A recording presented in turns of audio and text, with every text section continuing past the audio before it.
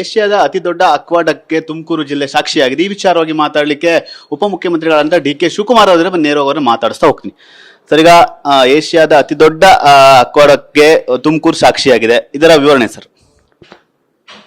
ನಮ್ಮ ಸರ್ಕಾರದ ಉದ್ದೇಶ ಕುಡಿಯೋ ನೀರಿಗೆ ನಾವು ಕರಾವಳಿಯಿಂದ ಈ ಬಯಲುಸೀಮೆಗೆ ನೀರನ್ನು ತರ್ತಾ ಇದ್ದೀವಿ. ಮಂಗಳೂರು, ದಕ್ಷಿಣ ಕನ್ನಡ ಜಿಲ್ಲೆಯಿಂದ ಕೋಲಾರ್ಗೆ, ಚಿಕ್ಕಬಳ್ಳಾಪುರಕ್ಕೆ. ಇದನ್ನು ಮಾಡಬೇಕಾದ್ರೆ ಒಂದು ದೊಡ್ಡ ಐತಿಹಾಸಿಕವಾದಂಥ ಕಾರ್ಯಕ್ರಮ. ನೀವು ಪವರ್ ಲಿಫ್ಟ್ ಮಾಡ್ತಾ ಇದೀವಲ್ಲ, ಅದನ್ನು ನೋಡಿದ್ರೆ ಬಹುಶಃ ಬೆಂಗಳೂರಿಗೆ ನೀರು ಶಿಫ್ಟ್ ಮಾಡೋದಕ್ಕಿಂತ ಜಾಸ್ತಿ ದೊಡ್ಡ ಪವರ್ನ ಉಪಯೋಗಿಸ್ತಾ ಇದೀವಿ. ಅದಕ್ಕೆ ನೀರು ತರಬೇಕಾದ್ರೆ ಗ್ರಾವಿಟಿಲಿ ಬರೋಕ್ಕೆ ಆಗ್ತಿರ್ಲಿಲ್ಲ. ಸೊ ಅದನ್ನು ಗಮನದಲ್ಲಿ ಇಟ್ಕೊಂಡು ಅಕ್ವಿಡೆಕ್ಟ್ ಮಾಡಬೇಕು ಅಂತೇಳಿ ನಾನೇ ಆಗ ಹಿಂದೆ ಡಿಸೈನು ಚೇಂಜ್ ಮಾಡಿಸಿದ್ದೆ. ಈಗ ಅದೆಲ್ಲ ರೆಡಿಯಾಗಿದೆ. 10.5 ಕಿಲೋಮೀಟ್ರು. ಬಹುಶಃ ನಮ್ಮ ಕಾಂಟ್ರಾಕ್ಟರ್ಸು ಮತ್ತು ನಮ್ಮ ಇಂಜಿನಿಯರ್ಸು ಭಾಳ ಉತ್ತಮವಾದ ಕೆಲಸ ಮಾಡಿದ್ದಾರೆ.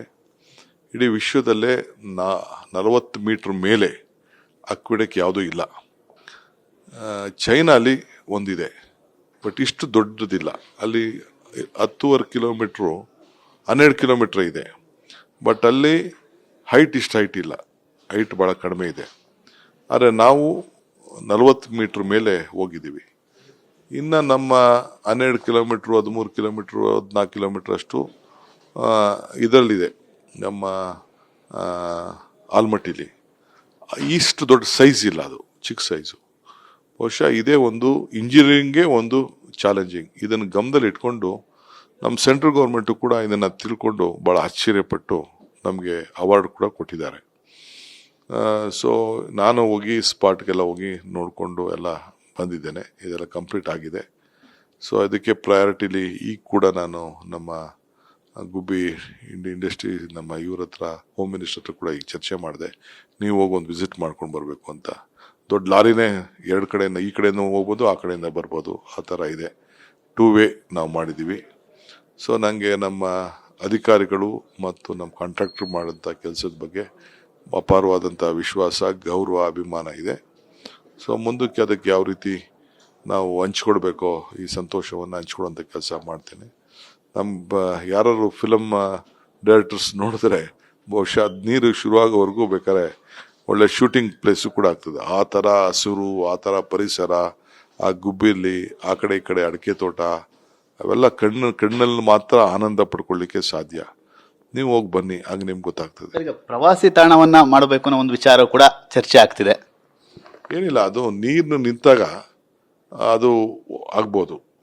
ಈಗ ನೀರು ಶುರು ಹಾಕಿದ ಮುಂಚಿದಾಗೆ ಅದೊಂದು ಪ್ರವಾಸಿಗಳಿಗೆ, ಬಟ್ ಸೆಕ್ಯೂರಿಟಿ ಆಂಗಲ್ ಎಲ್ಲ ಕೂಡ ಇರ್ತದೆ, ಮಾಡ್ಬೋದು. ನಮ್ಮ ಅಧಿಕಾರಿಗಳ ಹತ್ರ ಮಾತಾಡ್ಬಿಟ್ಟು ನಾನು ಹೇಳ್ತೀನಿ. ಡಿ.ಕೆ. ಶಿವಕುಮಾರ್ ಅಂದ್ರೆ ದೂರದೃಷ್ಟಿ ವಿಷನ್ ಇಟ್ಕೊಂಡು ಇದನ್ನ ಆ ರೀತಿ ಏನಾದ್ರು ಪ್ಲಾನ್ಗಳು ಮಾಡಬೇಕು ಅನ್ನೋದಿದೆ, ಯಾಕೆಂದ್ರೆ ದೊಡ್ಡದು ಎಷ್ಟಿದೆಲ್ಲನೆ. ಖಂಡಿತ ಈಗ ಜನರಿಗೆ ನಾವು ಮಾಡಿರೋಂಥ ಕೆಲಸ ಜನಕ್ಕೆ ಅರ್ಥ ಆಗಬೇಕು, ನೋಡಬೇಕು, ಸಂತೋಷ ಪಡಬೇಕು ಮತ್ತು ಉಪಯೋಗ ಆಗಬೇಕು. ಇಷ್ಟೇ ನಮ್ಮ ಉದ್ದೇಶ. ಆ ಉದ್ದೇಶದಲ್ಲಿ ನನಗೆ ನೀರಾವರಿ ಇಲಾಖೆ, ಈ ಯಾರು ಎತ್ತಿನೊಡೆಯಿಂದ ನೀರು ತರಕ್ಕಾಗದೇ ಇಲ್ಲ ಅಂತಿದ್ರು, ಅದನ್ನು ತಂದು ತೋರ್ಸಾಯ್ತು ನಾನು ಫಸ್ಟು ಇನಾಗ್ರೇಷನ್ ಮಾಡೋದು. ಇದನ್ನು ನೆಕ್ಸ್ಟ್ ಈಗ ನಾವು ಚಿಕ್ಕಬಳ್ಳಾಪುರಕ್ಕೆ, ಕೋಲಾರ್ಗೆ ತಲುಪಿಸ್ಬೇಕು. ಅದೊಂದು ದೊಡ್ಡ ಚಾಲೆಂಜ್ ಇದೆ. ಆ ಕೆಲಸ ಮಾಡ್ತಾ ಇದ್ದೀವಿ. ಸರ್, ಇದು ಅಕ್ವಾಡಕ್ಕೆ ಎಷ್ಟು ವೆಚ್ಚದಲ್ಲಿ ಆಗಿದೆ ಅಂತ ಏನಾದ್ರು ಅಂದಾಜು ಸರ್? 1200 ಕೋಟಿ ರೂಪಾಯಿ. ಬರೀ ಒಂದೇ ಅಕ್ವಾಡಕ್ಕೆ 1200 ಕೋಟಿ ರೂಪಾಯಿ ಇನ್ವೆಸ್ಟ್ಮೆಂಟ್ ಮಾಡಿದೆ. ಕೇಂದ್ರ ಸರ್ಕಾರ ಕೂಡ ಪ್ರಶಸ್ತಿಯನ್ನು ಕೂಡ ಕೊಟ್ಟಿದೆ, ಸಭಾಶ್ಗಿರಿಯನ್ನು ಕೂಡ ಕೊಟ್ಟಿದೆ. ಅವ್ರಿಗೂ ಸಂತೋಷ ಆಗಿದೆ. ಬಟ್ ಅವ್ರು ಜಾಸ್ತಿ ಗ್ಲೋರಿಫೈ ಮಾಡಲ್ಲ, ನಮಗೆ ಗೌರವ ಬರ್ತದೆ ಅಂತ. ಇರ್ಲಿ, ಪರವಾಗಿಲ್ಲ. ಅವ್ರು ಏನು ಅವಾರ್ಡ್ ಕೊಟ್ಟಿದ್ದಾರೆ, ನಮ್ಗೆ ಬಹಳ ಸಂತೋಷ ಆಗಿದೆ. Thank you sir. ಇದಿಷ್ಟು ಉಪಮುಖ್ಯಮಂತ್ರಿ ಅಂತ ಡಿ.ಕೆ. ಶಿವಕುಮಾರ್ ಅವರ ಮಾತು. ಈ ಒಂದು ಯೋಜನೆ ಐತಿಹಾಸಿಕ ಯೋಜನೆ. ಇದು ಸಾಕಷ್ಟು ಒಂದು ಇಂಜಿನಿಯರಿಂಗ್ಗೆ ಸವಾಲಾಗಿರುವಂತಹ ಒಡ್ಡಿರುವಂತಹ ಯೋಜನೆ. ಸಾಕಷ್ಟು ಖುಷಿ ಕೂಡ ಆಗಿದೆ. ಒಂದು ರೀತಿ ಅದ್ಭುತ ತಾಣ ಕೂಡ ಆಗುತ್ತೆ. ಅದಕ್ಕೆ ಮುಂದಿನ ದಿನಗಳಲ್ಲಿ ಪ್ರವಾಸಿ ತಾಣದ ಬಗ್ಗೆಯೂ ಕೂಡ ಚರ್ಚೆಯನ್ನ ಮಾಡ್ತೀವಿ ಅನ್ನೋ ಮಾತನ್ನು ಕೂಡ ಹೇಳ್ತಾ ಇರುವಂತ. ಕ್ಯಾಮರಾಮನ್ ಶಿವಕುಮಾರ್ ವಾಲಿ ಜೊತೆ ಸುನಿಲ್, TV9 ಬೆಂಗಳೂರು.